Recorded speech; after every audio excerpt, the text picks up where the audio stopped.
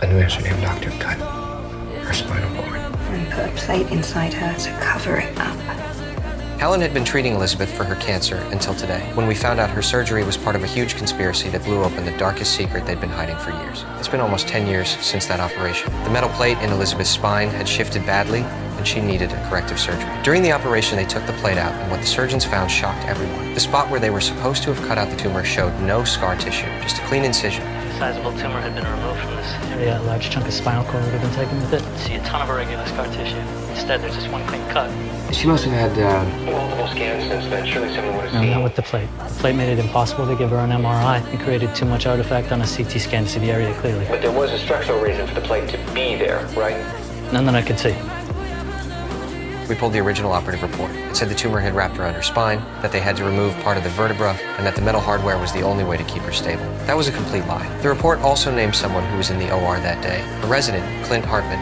You lied. Elizabeth Archer, Gerald Tolman. You stood there while he put her in a wheelchair for life.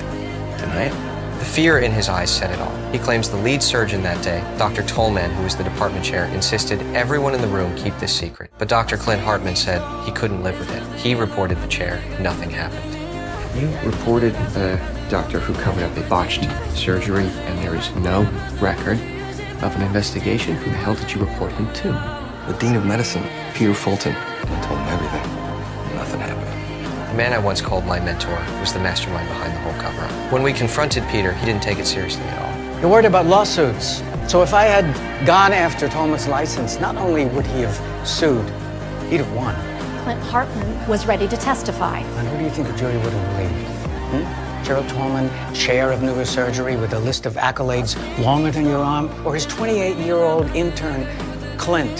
So your answer was to do nothing? Oh, no, my answer is pulling him from rotation and getting him the hell out of the hospital and making sure that he doesn't hurt anyone else. His words chilled me like it was some kind of joke. We can avoid a lawsuit, he said. Acting like that justified hiding everything. In the end, the one who paid was Elizabeth, left in a wheelchair for the rest of her life. St. Francis in Philadelphia, Rose Hill in Portland, County Children's in Chicago, all hospitals Tolman has worked at since he crippled Elizabeth Archer. It makes you wonder why he moves around so much, doesn't it? Makes you wonder how many more Elizabeth Archers are there. I'm gonna make sure that man never listened to the scout. We had to tell her the truth. The confusion in her eyes froze into cold disbelief in an instant. I'm gonna get the most bloodthirsty malpractice attorney I can find. And I'm gonna send this hospital back to the Stone Age.